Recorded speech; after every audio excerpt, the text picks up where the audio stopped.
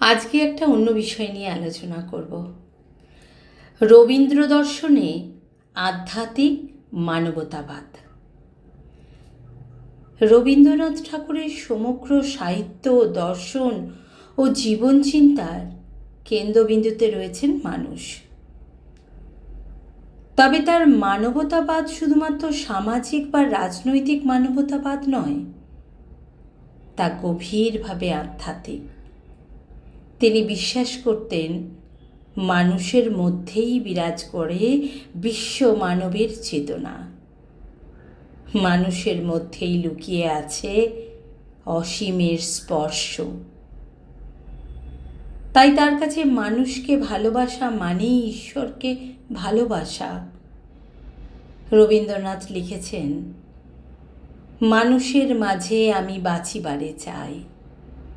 এই একটি পংক্তির মধ্যেই তার মানবতাবাদের সার কথা ধরা আছে। তিনি ঈশ্বরকে দূরের কোনো অলৌকিক শক্তি হিসেবে কল্পনা করেননি। তিনি তাকে খুঁজেছেন মানুষের সুখ দুঃখ, হাসি কান্না, প্রেম ও কর্মের মধ্যে। তাঁর বিখ্যাত কবিতা অপমানিত তিনি লিখেছেন, শতেক শতাব্দী ধরে নামে শিরে অসম্মান ভার, মানুষের নারায়ণে তবুও করোনা নমস্কার। এখানে রবীন্দ্রনাথ স্পষ্ট করে বলেছেন, মানুষের মধ্যেই নারায়ণের অবস্থান। যে মানুষকে সম্মান করতে পারে না, সে প্রকৃতপক্ষে ঈশ্বরকেও সম্মান করতে পারে না। রবীন্দ্রনাথের আধ্যাত্মিকতা ছিল না সংসার বিমুখ। তিনি প্রকৃতি, কর্ম ও মানব প্রেমের মধ্যেই ঈশ্বরকে অনুভব করেছেন। গীতাঞ্জলিতে তিনি লিখেছেন, তিনি গেছেন যেথায় মাটি ভেঙে করছে চাষা চাষ, পাথর ভেঙে কাটছে যেথায় পথ, খাটছে 12 মাস। অর্থাৎ ঈশ্বর মন্দিরের নিভৃত অন্ধকারে নন, তিনি আছেন শ্রমজীবী মানুষের ঘামে, জীবনের কর্মযজ্ঞে। তাঁর গানেও এই মানবতাবাদী চেতনা বারবার ফিরে এসেছে। তিনি গেয়েছেন, সীমার মাঝে অসীম তুমি বাজাও আপন সুর। মানুষের সীমাবদ্ধ জীবনের মধ্যেই তিনি অসীমের প্রকাশ দেখেছেন।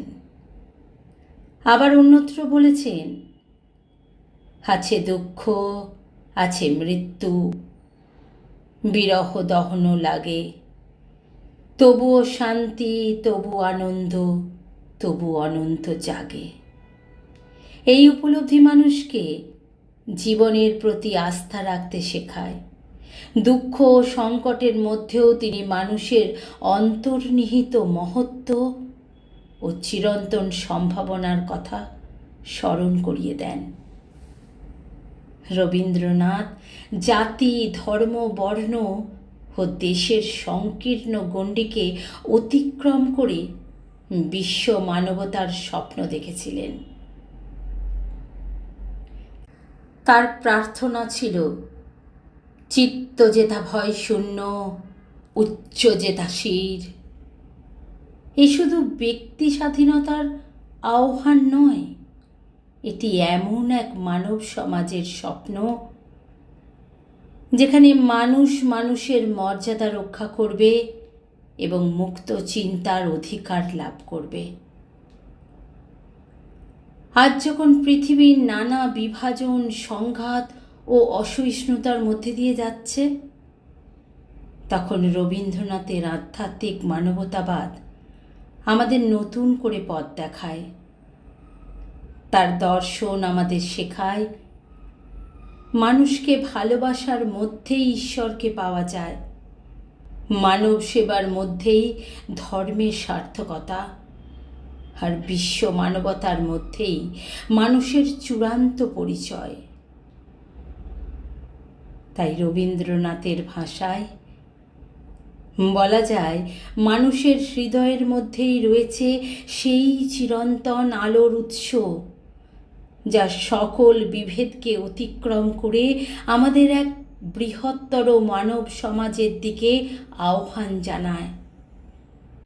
তার আধ্যাত্মিক মানবতাবাদ আজও আমাদের কাছে মানব প্রেম, সহমর্মিতা ও বিশ্ব ভ্রাতৃত্বের এক অনন্ত দীপশিখা হয়ে জ্বলছে। নমস্কার।